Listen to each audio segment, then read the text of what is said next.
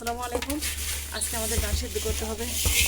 গ্রামের বাড়িতে কিন্তু এই যে নতুন হাঁড়ি পাতিলে আগে রান্নার আগে বা ডাল সিদ্ধর আগে যেভাবে নিতে হয় চুলার সাইডে মোটা করে নেট দিলে আর কালিটা এটা গায়ে লাগে না, দিতে সুবিধা হয় অনেক।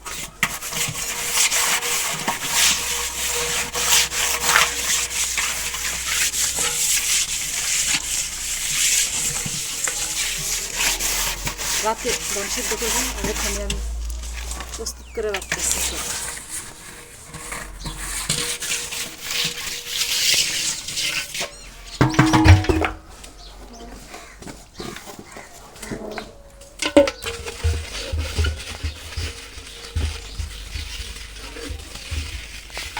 বেশি একটু নরম হয়ে গেছে, বুঝছো বাবা? এখন এই রুমে রেখে দেব।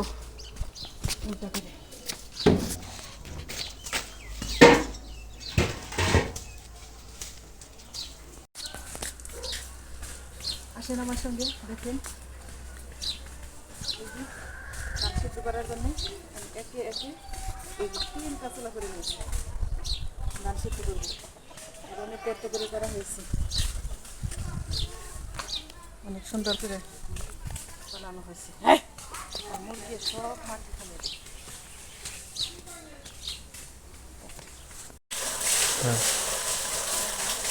করলা, কাঁচামরিচ, মাছ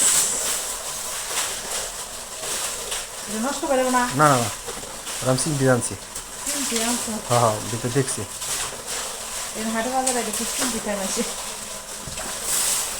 বরবটি, বেগুন, দাঁড়া, শাকটা ভালো হইব। দাঁড়া এতে শাক ভালো, পটল। কি রান্না করবো? বাংলা বেগুন দাঁড়া দাঁড়া দিয়ে সাগরে মাছ দিবে। আলু, পেঁয়াজ,